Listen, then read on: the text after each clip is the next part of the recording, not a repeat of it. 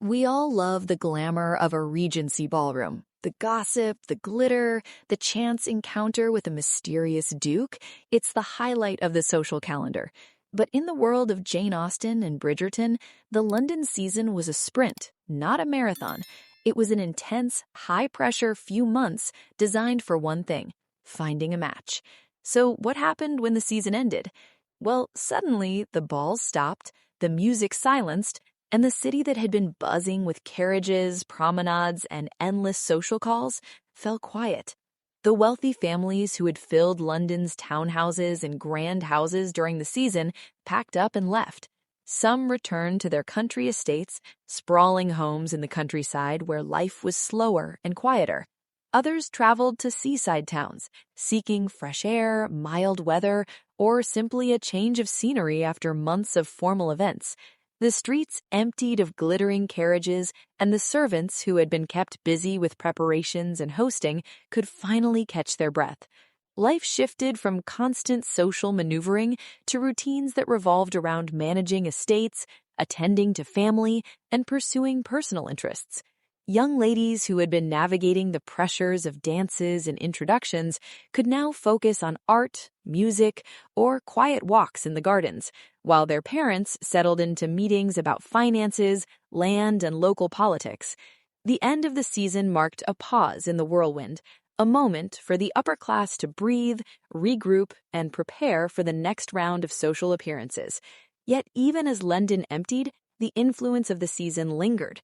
Letters of introduction were exchanged, alliances and friendships solidified, and the choices made during those few hectic months could shape the next year or even a lifetime. The contrast between the crowded excitement of the balls and the calm of life afterward was striking, and it gave a glimpse of how the wealthy lived when the world wasn't watching their every move. After leaving London, life for the wealthy families became much slower and more private. In the countryside, country estates were the center of daily life. Families would settle into long walks in the gardens, rides across the fields, and visits to neighboring estates. The focus shifted from social climbing to managing the household and land. The ladies often spent time practicing music, painting, embroidery, or reading in quiet drawing rooms, while the men attended to the business of farming, rents, and estate management. Weekdays were structured and calm, punctuated by occasional visits from friends or small dinners. Seaside towns were another popular retreat. Places like Brighton offered fresh sea air, gentle promenades, and less formal social gatherings. Families might take carriage rides along the coast, enjoy boat outings, or simply relax in the calm atmosphere. These trips were seen as healthy escapes, especially after the crowded and sometimes stressful season in London. Even here, connections made during the season mattered. Friends and acquaintances might meet again in these quieter settings to keep relationships alive, plan marriages, or simply enjoy leisure together. Servants, who had been constantly busy during the balls and parties, also experienced a calmer pace. They could finally catch up on household tasks without the constant pressure of entertaining guests. The family's routine became predictable, with meals, walks, and quiet activities forming the rhythm of daily life. Life outside the season was not empty or dull. It was just slower, more controlled, and focused on comfort, health, and long-term planning rather than social performance. Even though the glitter and excitement of the season were gone, its effects lingered. Letters traveled between estates, plans were made for the next year, and the lessons of who was suitable, clever, or desirable stayed in everyone's minds. In a way, the end of the season wasn't really the end. It was just the quieter phase, where the outcomes of the whirlwind months play out in a slower, steadier rhythm. Once the season ended, relationships didn't just stop, they moved into a quieter, more private phase. Couples who had sparked interest in each other at balls, dinners, or evening gatherings often continued their courtships through letters, which could be long, thoughtful, and sometimes very carefully worded.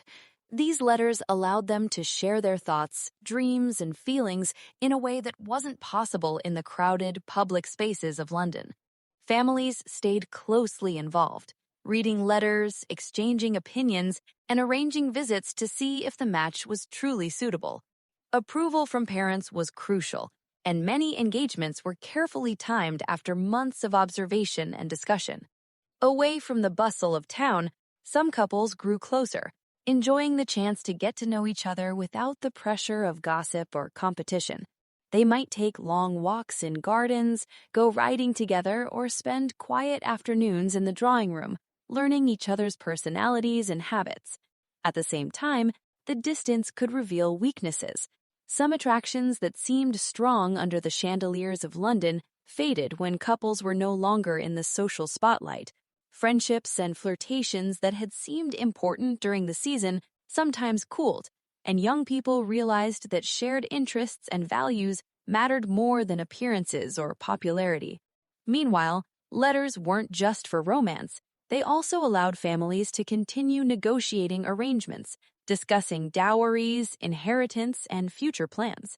Older siblings, cousins, and friends often became involved, offering advice or subtle pressure, showing that the process of forming a marriage was very much a family affair. Engagements were announced carefully, often after months of consideration, reflecting that the end of the season was only the start of a more serious, deliberate stage in relationships. In many ways, the quiet months outside London could strengthen some bonds while testing others, proving that the excitement of the ballroom was only one part of courtship, and that the real work of choosing a partner often happened far from the public eye. Life outside the season wasn't all leisure and quiet walks. There was a lot of serious work happening behind the scenes. Landowners spent much of their time managing their estates, which could be huge and complicated.